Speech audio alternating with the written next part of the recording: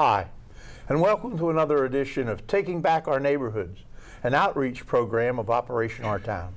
I'm Dean McKnight, and for the next couple of minutes, I'm going to be the moderator of what I think is going to be one of the finest shows and one of the most exciting shows we've had for a long time. So if you need anything to drink or you have some popcorn you want to make, you might want to do it right now because the interesting guests are going to start in a minute. And before we start that, I'd like you to take a look at a video called The Voice of America that was recorded on September 16th.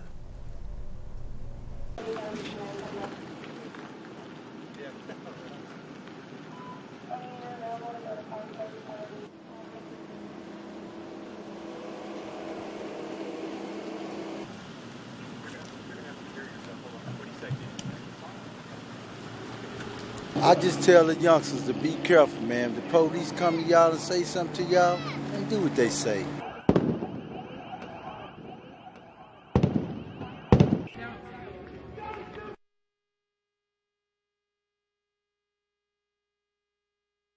To receive their award. After that, DJ.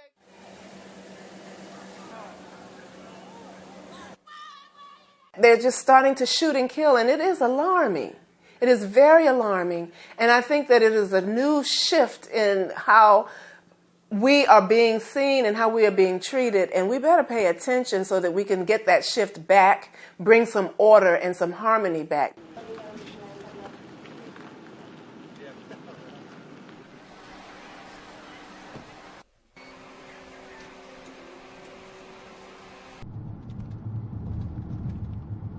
I am seeing some impairment from the marijuana, okay? If she's smoking, that's fine.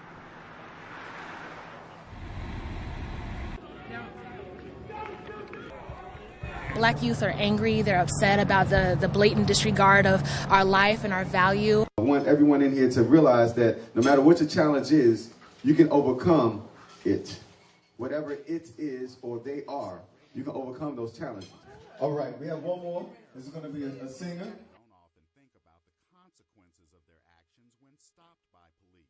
We don't know that just saying yes or just stopping in our actions, whatever it is that we're doing to just stop, could help you.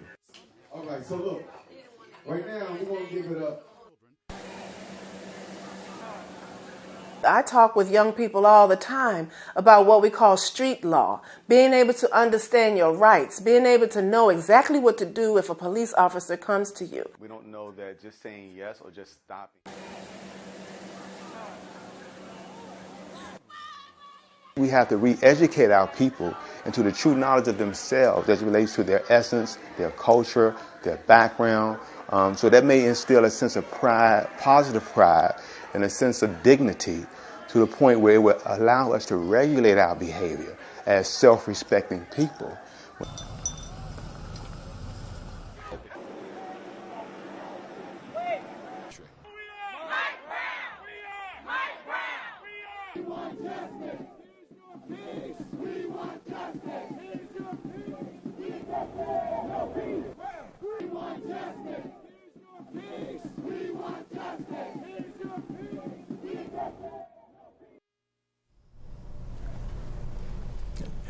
Welcome back.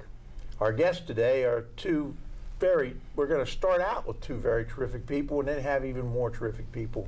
On my right is my longtime friend and associate and a guy I've always respected with admiration for his efforts in the community and the things he does, and that's my friend Dawn Witherspoon. Dawn, welcome. It's good to see you. Thank you, Dean. We don't get to see you often enough. And my friend Randy Feathers, who we see too often because he was a policeman. Randy, thank you. Thank you guys for being here. Let's start out, so much on the news today about things happening in a community and who's at fault for this and who's responsible for that and or somebody being too abusive. And we're going to talk a little bit about that on a local basis. Randy, 33 years of law enforcement. What do you think about the relationship between our communities and the law enforcement community? Well, I think the first point I'd like to make is an important point. I don't think that the problem is a black-white issue. I think it's a law enforcement black issue. And I have a really unique experience in my life that I can kind of back that up a little bit. My first job, back when I had hair and was a young strapping kid, was in Washington, D.C. Police Department. And at that point, I worked in an all-black community. It was 95% black officers working with me. I had very few white officers was even there. And so I saw the concept of us versus them. It wasn't black versus white, it was law enforcement and the community. That's the first thing I want to make it clear. I don't really think it's a black-white issue, it's a law enforcement issue, because I've seen the same, I don't know if I'll call it races, the same races on the black officers I saw in the white officers, just how they treated people. So that's the main thing. But things have changed so much over the years. We've had, obviously, more things in the news that shows some abuse by law enforcement, a lot of times towards the African American community. So it's much more visible, and I think we're going to have guests on later to talk about the media influence on that. But it's a problem. There's no question about this. It's a communication problem. Communications. Dawn, you have a unique perspective on this because you've been in this community for a long time, and you've witnessed changes, and I'm sure some setbacks and more changes. And how do you feel about that relationship? Well, Dean, I somewhat agree with Randy, but I think some of the main problem is the lack of communications, working together. I'm in and out of the jailhouse and the courthouse, and I talk to the judges, the DA, and these long sentences and stuff like that. Like Randy said, I think I don't think it's blacks against whites. I think that the President of the United States has got a reform bill going out now, and I think it's going to benefit our entire community. And the reform bill would do what, Dawn? Well, because the long sentencing and the 3 strikes and you're out and that type of stuff, I think it's going to filter down to Blair County, and hopefully that we'll be involved in it. Do you ever get a sense of frustration? Oh, like why hasn't it gotten better? Well, that's certainly is a good question. I think it's just a lack of communication, education. I talked to all the judges about rehabilitation instead of incarceration. I think that's where we got to start at, is just talking to one another, and I think it'll get better. Both in the interest of fairness, I have to tell you that both of my brothers were police officers, one state and one local in Altoona, and I heard them talk about drugs and all kind of things, but I will confess I never heard them talk about a problem. I must take that back. There were some riots in Pittsburgh many years ago. Do you remember that? Mm-hmm. And they actually sent the National Guard over to Pittsburgh. But that wasn't here, Dawn. That wasn't here. You told me a story once that shocked me about going to the country club to play golf. Do you want to share that with us? Yeah, absolutely. I'm originally from Claysburg, and I used to come into Blair Country Club in caddy. Then I went to the military, got out of the military. They had an invitational golf tournament up there. I was pretty good at the time, and I went up there to get a ticket to get in the golf tournament, and they told me the tournament was all filled up. So I was working at SKF at the time, so I went back and got a friend of mine to go up and get a ticket, and he went up and got a ticket, and that kind of, I wasn't real happy about that. So when I went up to play in the golf tournament, they didn't turn me down, but they put the best player that they had in the golf tournament, and I beat him the first round, you know what I mean? And I lost the second round, but I certainly was disappointed because I just came from Norfolk where I seen blacks here and whites here, you know what I mean? When I come home, I didn't expect to have that, but it happened to me, yeah. I'm sorry. See, I would have never known about that if you hadn't said something, and so we all need to be very conscious of how we treat other people. I think that's just it should be a general rule that you treat everybody with respect. I'm going to have to share something right now. Dawn told a golf story once at a banquet we were at, and he said he went to play golf, and he and his brother were out. They called his brother Tiger, and they called him Woods. He was always in the woods. That's the truth. How do you feel about that, Randy? We have a minute here. Well, you asked about frustration. There's frustration both on the law enforcement and the African American community because they really don't understand from where each other's coming from, and it frustrates me. Like I said, I came from Washington D.C. and I had never arrested a white person until I come to Altoona as an Altoona policeman, and so I didn't know the difference. I mean, it just didn't occur to me. Part of the job. And I can remember the first black kid I arrested was in Altoona. It was right up on 5th Ward where our rec center is, and I was driving along, and the kid jumped in front of me and gave me the one-finger salute and started yelling F this and F-bombs to me. So I had to arrest the kid. Took him in the whole way into the police station. He was calling me a racist, and I was like taken aback by that because it's just I was frustrated he would think that, but at the same time, I hear other stories from the black community, and their distrust of the police is real. Whether we want to believe it or not, whether we want to understand it or not, whether we want to say that it's true or not, it's absolutely true that it's reality. And that's something that we as law enforcement people have to get a grip on and work and communicate. We're going to be back in just a minute with a second segment of this, but it's been very interesting to hear this different perspective of things. And I'm so glad Dawn could take time off the golf course to come and be with us today. That was probably Shauna's doing. She scheduled this on a day when it was rain. So you wouldn't have to be out there, Dawn. We'll be right back in just a minute. Thanks, folks. For 10 years, Operation Our Town has fought drug abuse and crime by supporting prevention programs, treatment programs, and law enforcement. Help us celebrate our 10th anniversary by making a donation or by volunteering. With the help of community members like you, we can take back our neighborhoods. Go to OperationOurTown.org now. Keep it safe, keep it going, and kids, remember,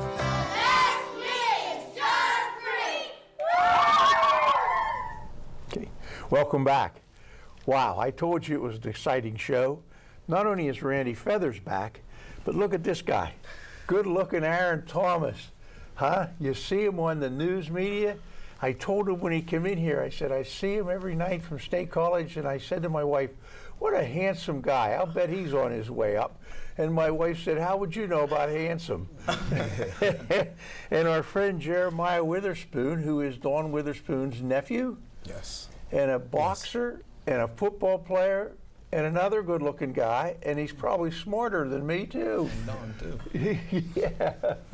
So welcome, guys. Thank you. We're going to continue our discussion. We talked a little bit about the media relations with the police departments and the black community. I almost hate to say that word, like it's someplace separate. But Aaron, fill us in. What's going on out there? Well, to be completely honest with you, it's so much, even as a journalist myself, it's kind of a lot to absorb. It's headline after headline, and sometimes I have to ask myself, do I want to tune myself out, or I want to remain a little bit neutral, but I do also want to keep myself informed, and you can't really avoid it with social media. And my main thing is just making sure I can get both parts of the story as much as possible. So I want to stay in tune with what's going on, but not let it affect some of my reporting. I find, Jeremiah, how about you? You've been involved in the media, you're boxing and people covering you in sports. What's your experience? Just my personal experience. I really never personally have like a personal physical approach with policing, so forth. With that being said, just you get that feeling sometimes where you feel like you're being approached just because you're African American. For like I said, for myself, I never got engaged into a physical, or police have never done anything physical to me, and anything such of that nature. But it's just one of these things where, to me, I think we just have to be able to communicate with one another. I think that's the most important thing. I remember growing up in New Jersey. Back then, the police were involved. It was called like Trenton Powell. So the police was involved. So you've seen the police, you know, you've seen, you know, and they kind of knew who you was pretty much. And I think we out of touch with that. I think that we out of touch with that. I think that a lot of individuals, especially African Americans, they don't feel safe. They feel like they being targeted. And then they just don't feel that trust, pretty much. And so with that being said, I just think that, like we all talked about, just communication. The communication factor is very important. And I think there's certain things that we can do in the community to resolve that. Policing being more involved and active in different community events and stuff like that. Getting with the leaders. You know, getting with the leaders here in the community and building a trust, because I think the trust is gone. That's what I think personally. I don't disagree with you, and I suspect it might. Again, I've got to tell you, both of my brothers were police officers, and I was very proud of them. But Randy, I see these pictures on TV where a policeman pulls somebody over. Mm-hmm. And instead of the person getting out of the car and saying, or staying in the car and saying, you know, let me say, they jump out and they become combative and vocal. And I'm going to tell you the truth. If I was a police officer, some of these guys are huge. And you know, and there's police officers that are 5 foot tall. And so, how, as a police officer, what's your opinion? Hit on a couple things, and Jeremiah hit on a couple things I want to respond to. In a traffic stop situation, to be law enforcement, we don't know who we're pulling over, and we get nervous when people are nervous, overly nervous. But I see Jeremiah's situation, his frustration. You know, you keep getting pulled over, and you feel like you're targeted. Yeah, you're going to be pissed off, I guess is the right word for it, and you might take that out on the officer that pulls you over, who is only trying to do his job at times, and he doesn't know who he's dealing. He doesn't know this guy has that feeling about being targeted. Mm-hmm. So there's that communication, once again, of both parties to understand. And that's what I know. I had a situation in Williamsport where we did a drug raid, and a gentleman was walking in front of the house, and I got ready and said, black male walking towards you from the house. We did the search warrant, stop him. So I went up to him and, you know, identified myself, obviously, and stopped and talked to the gentleman. And at first he was very irritating. Why are you stopping me? I'm just walking by the house. But you know, it took me about a minute to communicate with him and explain to him what was going on and why I had to stop him. And he was fine after that. I mean, it goes back to communication. Jeremiah? Yeah, I got to make this point. Jeremiah said it is so important too, because he's absolutely right. The law enforcement does not work in the community the way they should. And the difference is, I worked with the boxing club when I was coming up, and the kids all knew me.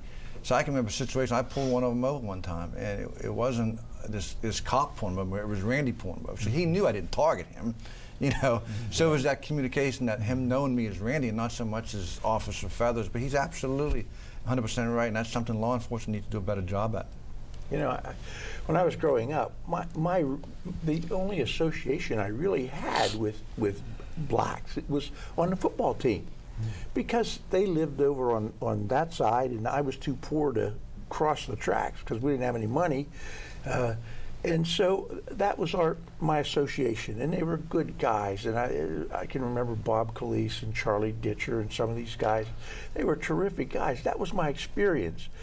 But I'm going to suggest, if you want to see something about race relations, everybody should watch the movie or read the book South Pacific. South Pacific was done in the 50s, and it was so far ahead of its time. First of all, the underlying theme was about race relations. The island man was going to marry an American American nurse, which unheard of in those days, almost an interracial marriage. And then there's a song in there that goes, you have to be carefully taught. Nobody's born with prejudice or meanness or whatever. Somebody teaches us that. When I was growing up, it was the Italians, it was the Catholics. We've come a long way in those terms, but we still have a lot of work to do, don't we? Aaron, Absolutely. you see it in State College. Can you tell the difference between State College and Altoona in any way? I definitely can. I've lived in State College for about 10 months now, and I will probably say that with the Penn State University being there, that definitely does help with some of the diverse, progressive efforts that are there. But I do see more of an African-American presence here in Altoona, but I will say from an overall region aspect, it's very rare that I see people that look like me. So when I do see someone that looks like me, I'm like, oh, so you are here. So it took a little while to get used to, but. Aaron, I hate to tell you this. There isn't one guy in 10 that looks like you. You're a good-looking guy. You're a good-looking guy. And yeah, I guess that's the kind of perception that exists out there.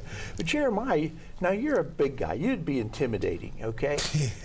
He's a lover. He's a lover. But if you jumped out of a car, or you were walking down the street at night, and it was my job I was supposed to be looking for a black male for something, and I would be real cautious about approaching you. Do you feel the same way about the police officer? Would you feel the policeman immediately was discriminating, or how would you feel? It just all depends on the situation. I mean, if he jumped out on me and just nobody gonna jump out on you. I'm just using that. If he just jumped out and he getting vocal, he asking some hostile questions, in regard. It's just how it's your presentation, how you come about, because with police officers, you have some good officers that they know how to come to you. They know how to, get that respect from you. And I think that's what it is. It's respect.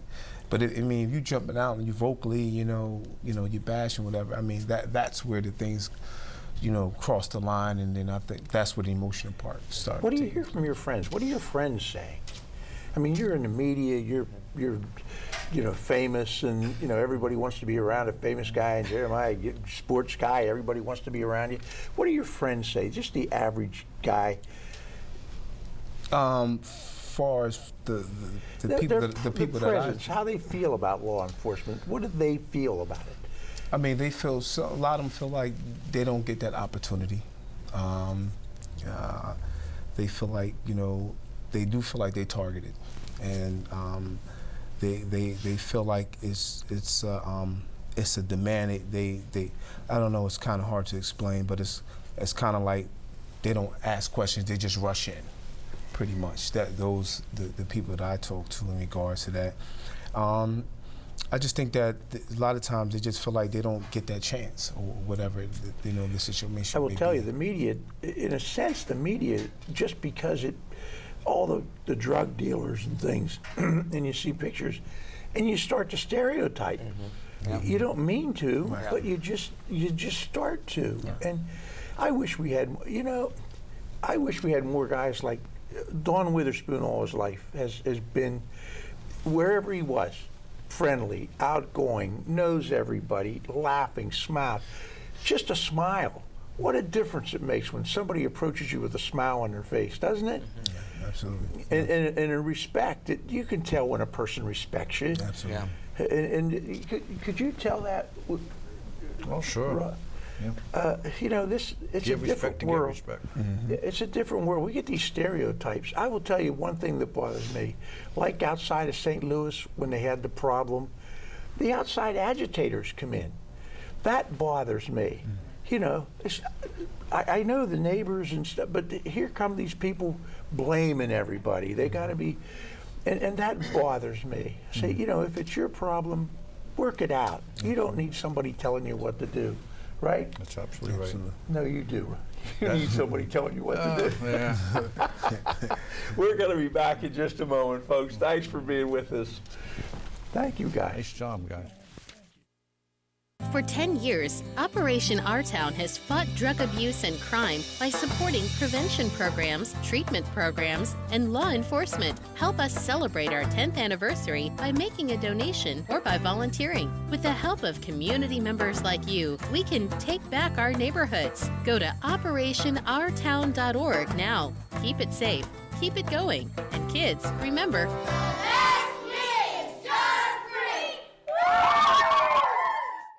Welcome back. We're joined now by three more terrific people. I'm going to start out on my left with Kareem. Kareem, introduce yourself and tell us a little bit about yourself. Well, my name is Kareem Holloman. I'm currently helping Jeremiah Witherspoon train at the Altoona Boxing Club. I'm from Harrisburg, Pennsylvania. I also I was a competitive basketball player. I did a little bit of early childhood education. Man, that's pretty much it. You went to schools in the Harrisburg area? Yes. Right here. What brought you to this area? Family. My child. It's me, my child, and his mother. Oh, that's and well, welcome. Her father's dealing with a small case of diabetes. Oh, wow. So we're up here helping assist him. You think we can hear you? A little bit. Okay. A little bit, yeah. You're a big guy. Okay, man. And of course, Randy and myself, and they've got Ben Jones here from the Altoona Police Department. Ben, introduce yourself. I'm Ben Jones from the Altoona Police. I'm a detective there. I've been there for about 17 years, and I'm just glad to be here. Welcome. And we got Tahir. How you doing? Tahir, tell us about yourself. Tell the audience. Well, my name is Tahir Williams. I've lived in this area for about 6 years, and I'm currently a student at Pensacola Christian College. Now, you guys have a different perspective on this town. Yes, sir. Because you had experiences somewhere else and then came here. Tell us what your experiences have been in the relationships with law enforcement. Let's start with you, Kareem. Honestly, I never actually ran into any physical altercations with the law enforcement. That's a good sign, isn't it? Yes, sir. But I guess definitely going to the boxing gym and, speaking and having small conversation with some of the trainees. They speak about it a little bit. And I guess the perception that they leave out there is kind of in the sense of, it's like a 50-50 sense of a situation. From there, you really don't get like there's any inequalities, but then yet it's like how, a lot of folks say it has to do just pretty much with communication. I think they don't have a understanding. I feel as though from what they say in the gym, they don't have a understanding of the police as it pertains to comfortability of what they view in them. It's kind of a how can I say, a sense of, I think it's a lack of I won't say education, but I would say it's a lack of knowledge, and it's a lack of having a one-on-one interaction. So you think more personal exposure to each other would yes. help? Tahir, how about you? Oh, well, growing up in Jersey City, like Witherspoon mentioned earlier, there was a police athletic league, which is called the PAL. Okay. And they would coach the football, and we would play football. So it was like some. Now, I lived in a big city, so of course you wouldn't know, all the police there. But there was like, some, community interactions there between the police and the community. So it's like we knew them, they knew us, they knew like we were kids growing up, our goals and things like that. Then like, and there's a lot more activity going on in inner cities as well than there is here. So there's a lot more, things going on as far as kids doing things, crime and things like that. There's a lot more. But here, I noticed that, I come here and if you run into like a policeman, it's either most of the time it's not a good thing. It's either you're being pulled over, or you just don't have a good experience there because me personally, I don't see the police like anywhere besides, they're working or they're doing traffic. I don't see like, them in our sports. And if they are, it's not in uniform. And it's like, basically the presence is not known of them. Like there's not that, like we said here, there's not that communication like there. I hope you guys have the phone number for Dunkin' Donuts, because if you ever need Ben, Ben, I understand the police department's understaffed. Absolutely. And if these police officers want to do these kind of things, they've got to do it on their own time, right? They do, for the most part. We just don't have time through the regular work day to be they've as got involved families, as we and like they've got things to do with families and responsibilities. What's your outlook on that? I just want to say, first of all, that I think that what Tahir and Kareem said, speaks volumes about their character, because I've always believed that it's about the positions you put yourself in, whether you have contact with the police or not. And obviously, these young men do a good job, haven't had any type of interaction, good, bad, or indifferent, with the police. So I think that that's a good thing. And I think that, as far as the officers go, it's really hard for us to be able to balance our personal lives along with the professional life, and obviously the call volume and the workload that we experience. So we don't always get to be as involved in the community as we would like to be. Okay, I'm going to get back to you here. Let me ask the question: do you personally think that the police officers have a bias to begin with? Be honest. Towards the black community. Well, I feel like there's just throughout history, I just feel like there's some stereotypical thoughts there or actions, and what I mean by that now is like a like a racial profiling things there, because there was one incident, like I was driving with my friend, and we were pulled over because there was a policeman riding by, and I guess he saw like some activity going on in the car, like where my friend and his sister they were play fighting. Now, not that saying that's not the safest thing to do while driving. They were kids. Yes, but then we were pulled over at one time. First, it was just 2 police cars. And then after the next 5 minutes, there were 11 Altoona police cars there. You're kidding. I cannot make this up. There were 11 cars and counting. And it's just like when the policeman came to the window, he didn't even come straight to the driver. He came straight to the passenger, which is my other friend. And, he asked him, if he can remove his hat. He asked him for his ID, things like that. And we weren't sure, like, what was going on. Until, we got out the car, he started explaining what happened there, and immediately another policeman got out of his car, and I guess he must have been, someone with authority, because he just started making commands, but it was just like how he presented himself. He presented himself as far as like, it wasn't very friendly, like he was upset or something like that, like where he told my friend, please don't lean on my car or anything like that. And it was just like, we respect, I respect people who respect me. So it's like, if I come off as a disrespectful person, then that's what I deserve. But if I'm respecting you, I think I deserve respect back. I agree 100%. I'm sure Ben does too. I do. I absolutely agree with that. And it looks like we have some room for some training and additional. I don't sense that any of them are prejudiced, but I'm sure they get scared. Absolutely. I think Randy touched on this earlier. We don't know who we're contacting whenever we come up to a car window, and we do change the side sometimes, that we approach on and things like that, just to kind of give ourselves the advantage in case something is about to go wrong that we're not sure about. So, but generally speaking, I think that in my experience around the Blair County area with all the police departments here, I don't think that there is a major problem with officers profiling or stereotyping the African American community. Now, am I going to sit here and tell you that there aren't problems throughout the nation? Absolutely not, because just like any other profession, there are good and bad in every profession, and unfortunately law enforcement isn't immune to that. So, there are realities in life that we have to look at. But one of the things Tahir said was, when the officer came up to the passenger side, he didn't think that was normal.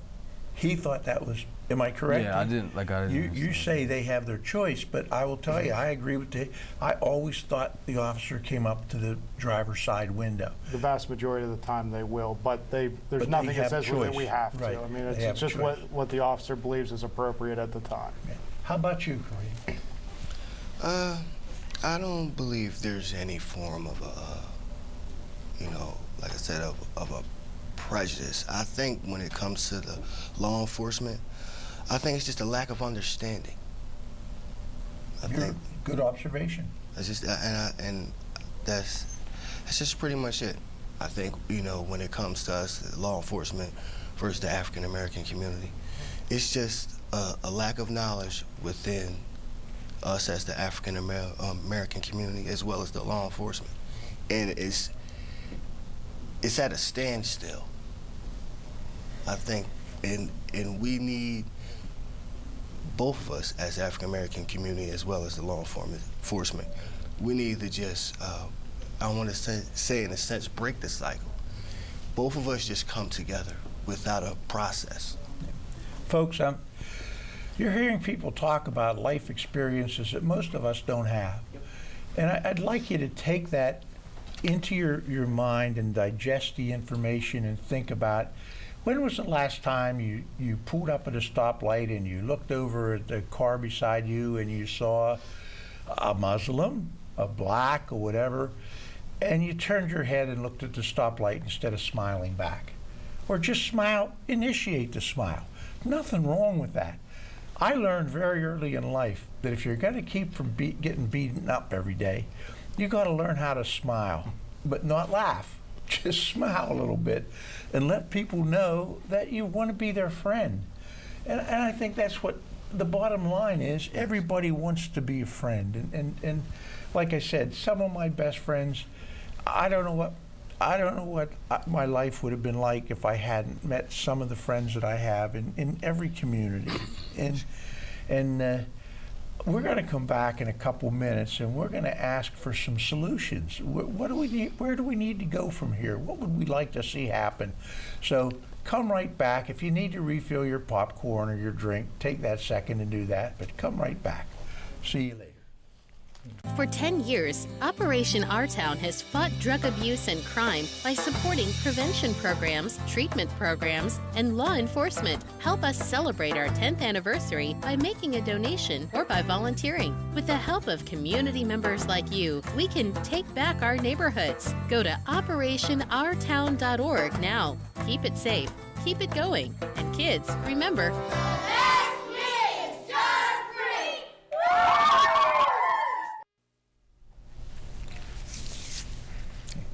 welcome back.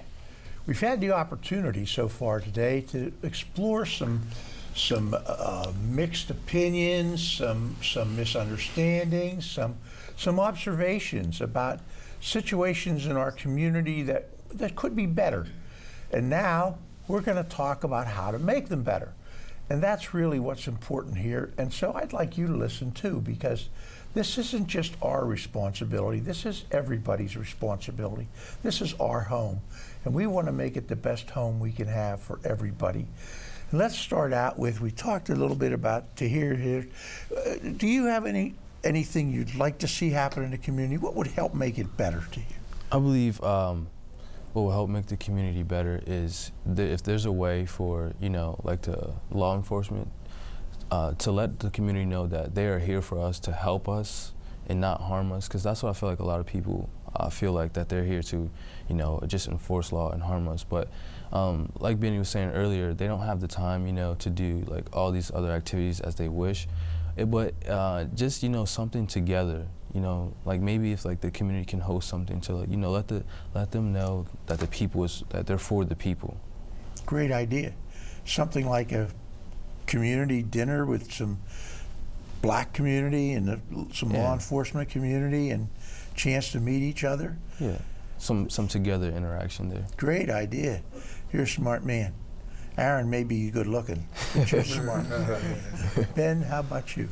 I think it's just the the overriding theme of today is I think it's just we need to get back to mutual respect and open communication with everyone, and I think things will be a lot better that way if we communicate well and just treat each other with respect from the very first moment we encounter one another, and I think the problems will take care of themselves at that point. Yeah, you always hope so, don't you? I guess we're kind of unique versus some other cities where they're just a long-standing division, economic, social, and it's not that easy to communicate. But that's a great idea, dear. Some kind of basketball game, whatever. The policeman would lose. I'll tell you that right now. Jeremiah, tell us about. Yeah, I like the sound of that. That's kind of like what I was thinking. Some type of cookout or anything along the lines where food that's being involved. It's just that relationship.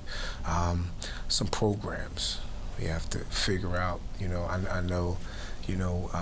But the police, I know they do what they do. But I mean, we need to have like some type of program, just for the kids too, within the policing. And I know it's it's tough. I know everybody got their own lives and so forth. But if we here to make a change, we have to sacrifice. There's going to have to be some sacrifice through both ends as well, not just. It's not a give and take thing. It has to come equally, and I think that it can be done. I think that it can be done. I would hope so. I would hope so in our lifetime. But I'm 3/4 of a century old, and we still have some of the same problems. Not all of them, and not nearly. I can remember Joe Paterno talking about taking his team to play in a bowl game and not be able to stay in certain motels and things. That just sickens me. I can't believe that our country was like that, but I know it was because I was there. But we didn't see it because we weren't down south, and so we didn't see that outward discrimination. I think it would be like Dawn said. It just was kind of behind closed doors. Nobody talked about it. Now we need to talk about it. And Randy, what would you see as your solution? Well, Jeremiah and I have talked about this, about some after-school programs. Operation Our Town, we do a lot of after-school program funding. But something we've been working on, which goes right to the gentleman said, we want to try and get the policemen out into the community with people in some type of after-school program with Jeremiah, with the kids, with sports, because I believe personally, because I lived it, I think it's just as important for a cop to spend 2 hours a day with youth. They get to know the policeman. It is to do 2 hours of actually going out there and buying drugs and arresting people. I think that they're equally important and very important. Sometimes you don't get the benefits right away. You don't get the headlines in the paper, the 50 people arrested or kingpin arrested. But you might get a gentleman like this that you put an impact on his life that you're never going to know. And he becomes Barack Obama. He becomes President of the United States. I mean, these are stuff that you don't see, but trust me, it's important.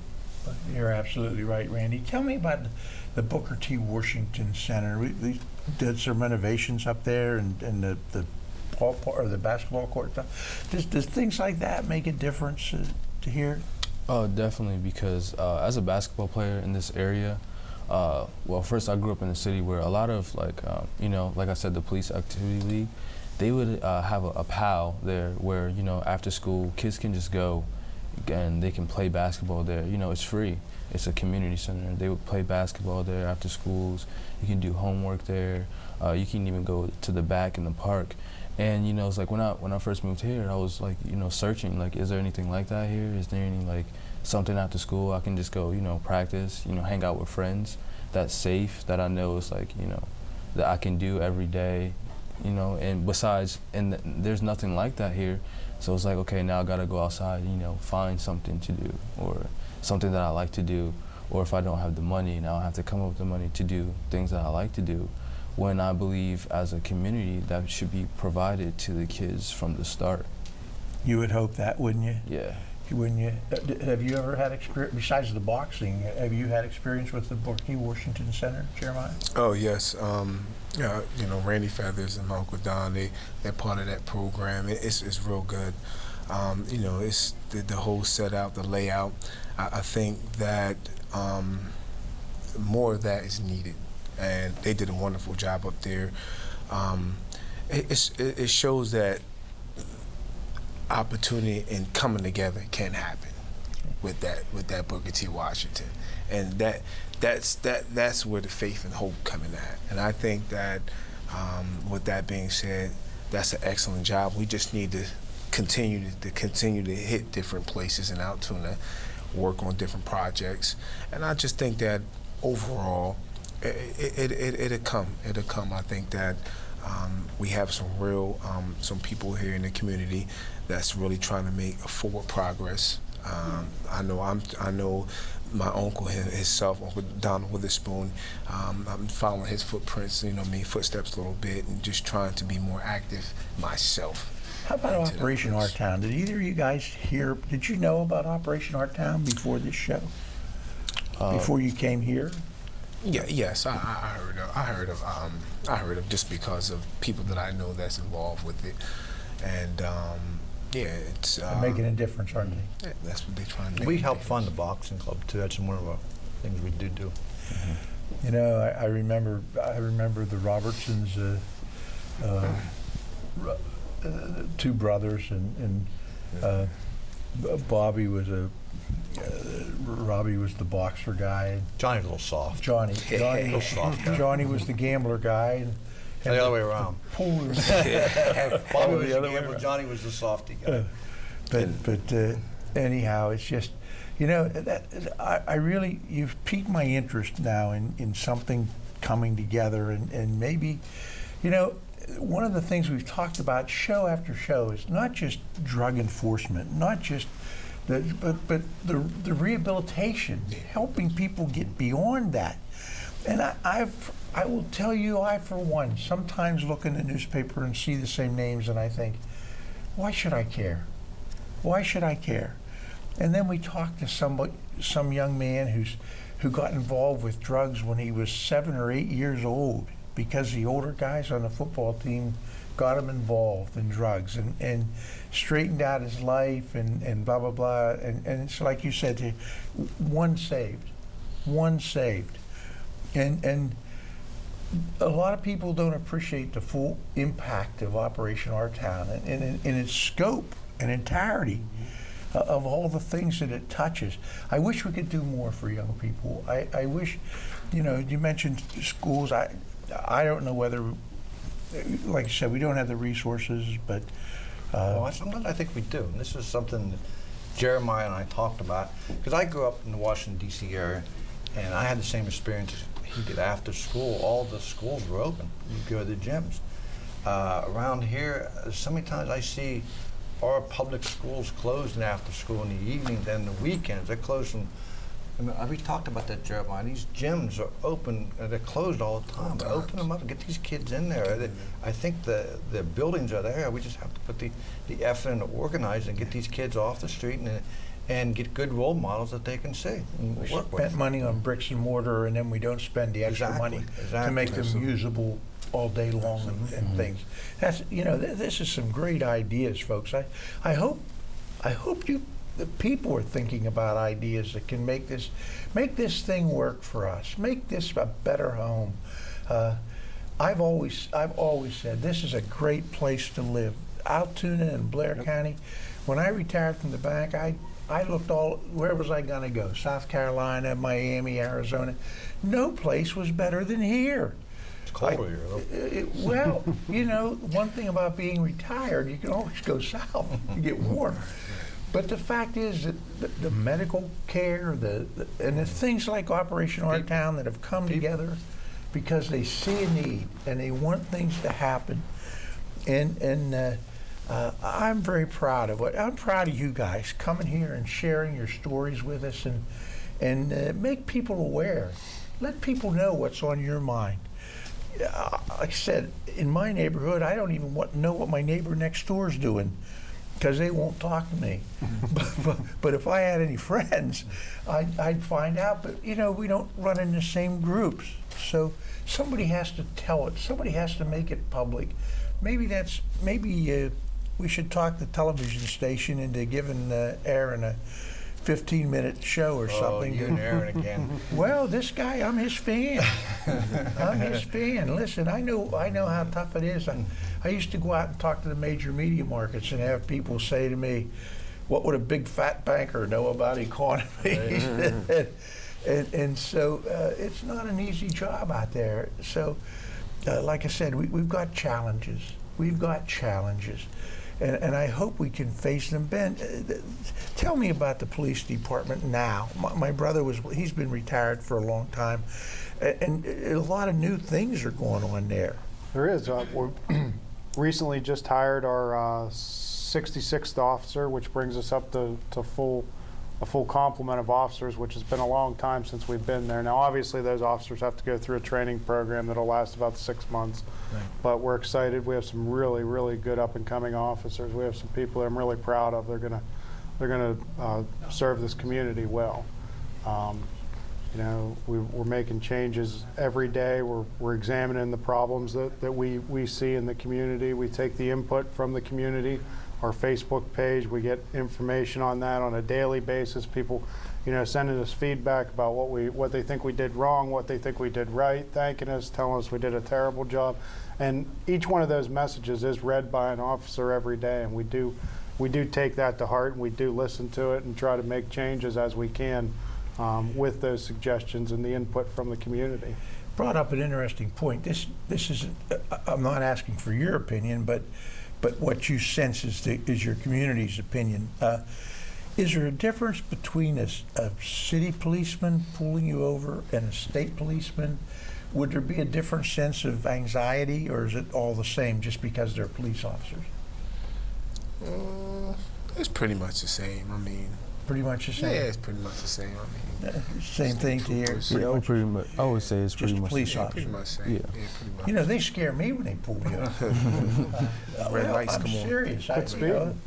Huh? Quit speeding. No, I wasn't speeding. I was going too slow. Well, you know, another thing that we should do, that we're talking about solutions, and I understand where they're coming from with learning more about them and with some of their thoughts and stuff, but I'd like to see sometimes, I know we have our Citizens Police Academy that we do, and we need to get people more in tune to what we do and understand, because I heard an interesting conversation between Taryn and Benny during the break. I mean, it was just a matter of Benny explaining to him some tactics and stuff and why we do, and he understood it then, and you know, I guess it'd be nice to do some ride-alongs, and I've been into some of the civilian, we did just don't shoot, and sometimes the civilians are shooting everybody up, and I'd have shot him, I'd have shot him, I'd have shot him. I mean, it's nice for them to get in our shoes and see what we're dealing with, and so they can understand it a little better, and we can understand them, which was, I think, was the whole crux of this whole hour, is that for them to understand our job, for us to understand them. And I think that's, if we could wrap it up in 2 seconds if we could do that. Well, I will say something about State College. It was the athletic groups that really put the heat on the university and said, we've got to increase our minority enrollment, because Joe had mentioned that when he went out to recruit somebody, some of the other coaches were saying to them, don't go to Penn State because they don't like blacks up there. There's no blacks up there. And they don't have any black radio stations, and they don't have this, and they don't have that. And Joe was very vigorous in saying, look, we've got to be more participative and bring people in here from everywhere. And I went there in '83, and I watched it grow and bring people in, and until I think it would be hard for anybody to say that now. Mm-hmm. What would be the last word you'd want to say to our audience, dear? I would say problems are, solved from the source, and the kids are the source and they're the future of, our country. So, and as well as our community as well. So if we, get more interactive with the children, and they're aware of what's going on from the start, they will all have a better understanding as they grow. But if they don't have an understanding until, you know, it's too late, and it's like, oh, if I would have known that, if I would have known, you know, this person really does care, you know, this person is really here for me, I could go to this person when I need them.